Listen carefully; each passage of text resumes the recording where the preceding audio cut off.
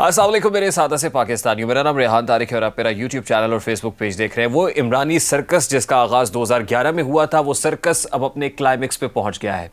ये एंटरटेनमेंट जो 2011 से शुरू हुई, इस एंटरटेनमेंट के ख़त्म होने में भी बहुत सारी एंटरटेनमेंट का सामान अभी भी बाकी है। अगर ये कहिए कि पिक्चर अभी बाकी है मेरे दोस्त, तो ये कहना भी गलत नहीं होगा।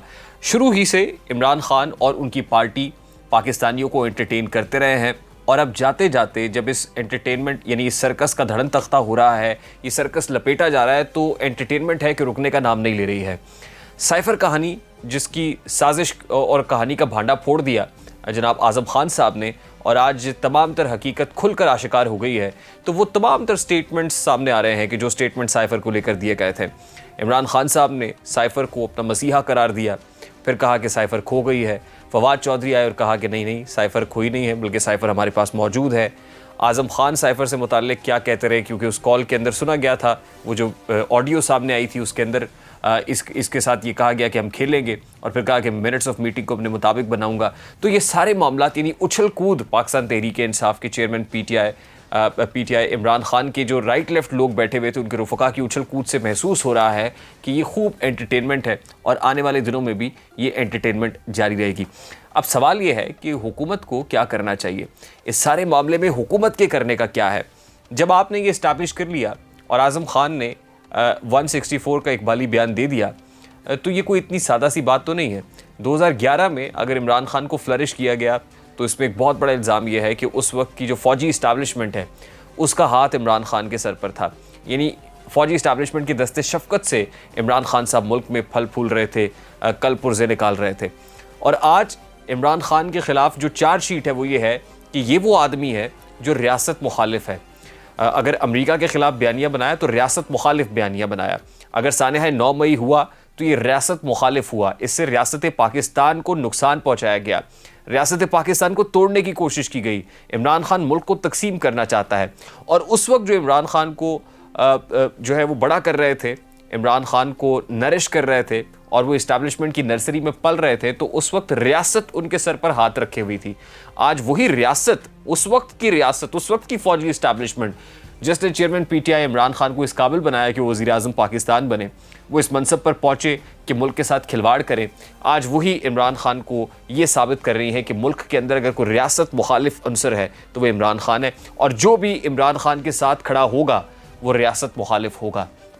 अब जब ये पता चल गया है कि इमरान खान के लिए मुल्क के इस सियासी माहौल के अंदर कोई जगह नहीं है, क्योंकि रियासत मुखालिफ आदमी को कैसे जगह दी जा सकती है, उसको कैसे सेफ पैसेज दिया जा सकता है, उसको कैसे इस काबिल बनाया जा सकता है कि उसको इलेक्टोरल प्रोसेस का हिस्सा रहने दिया जाए और उसको मुल्क के अंदर कैंपेन करनी दी जाए। तो इसका मतलब ये कि आज तो ये इस्टेब्लिश हो गया कि मुस्तकबिल करीब में इमरान खान की सियासत इस मुल्क से ख़त्म हो चुकी है।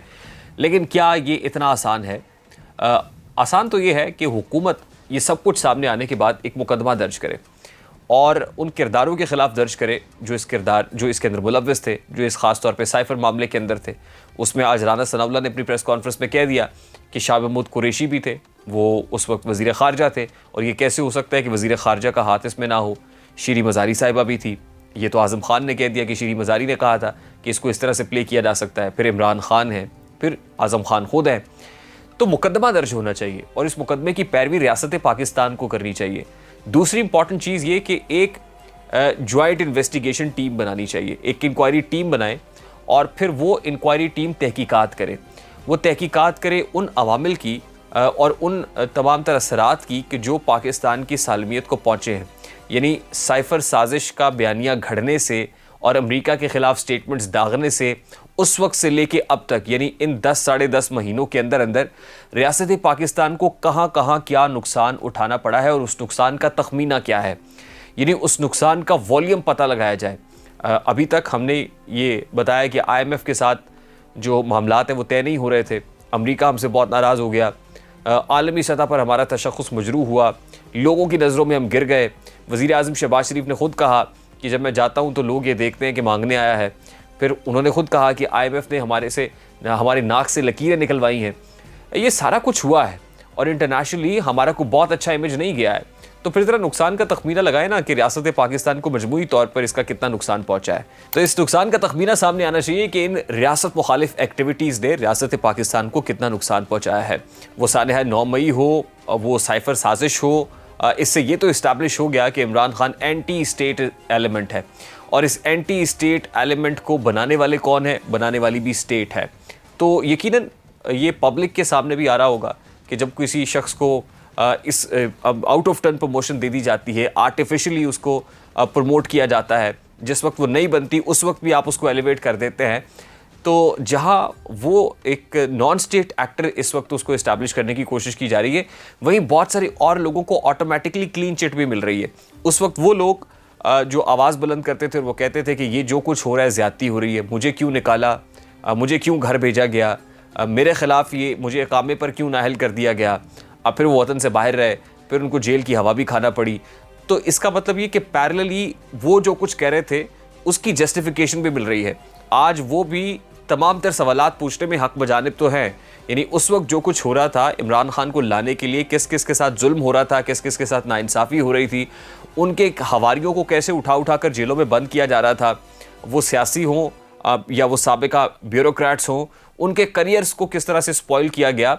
तो इस नुकसान का तखमीना भी लगाना चाहिए, इससे पहले उस नुकसान का तखमीना भी, और फिर ये देखना चाहिए कि उस नुकसान का अजाला कैसे हो सकता है। और अगर उसमें कहीं ना कहीं साबिका फौजी इस्टेब्लिशमेंट के किरदार सामने आते हैं तो ये कैसे हो सकता है कि उनको सेफ पैसेज दिया जा सके, उनको एक क्लियर गो हेड दिया जा सके। ये भी तो नहीं हो सकता कि एक ही शख्स ऐसा है जो आज रियासत मुखालिफ है और बाकी सारे इस रियासत के बड़े चाहने वाले हैं।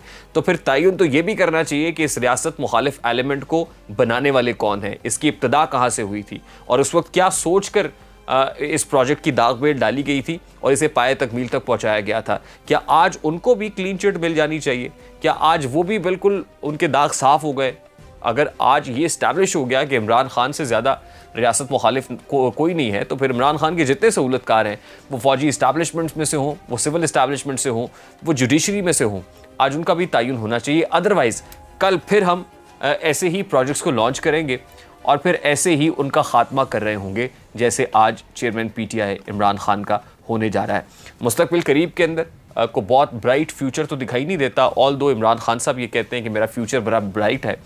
अब वो जितना मर्जी शोर डालते रहें, जितना मर्जी कहते रहें, आज से कम से कम ये अंदाज़ा हो गया कि जो कुछ हो रहा है उसके पीछे ताकतवर हलके खड़े हुए हैं और ताकतवर हलकों ने आज ये इस्टेब्लिश कर दिया है कि इमरान खान की मुल्क के अंदर, मुल्क की सियासत के अंदर कोई जगह नहीं है, इक़्तिदार तो दूसरी बात है। और ये भी इस्टेब्लिश कर दिया है कि आज या कल जो जो इमरान खान के साथ खड़ा होगा उसको या तो इकबाली बयान देना पड़ेगा, या आंसू बहाने पड़ेंगे, या इमरान खान से ख़ुद को डिस्टेंस करना पड़ेगा।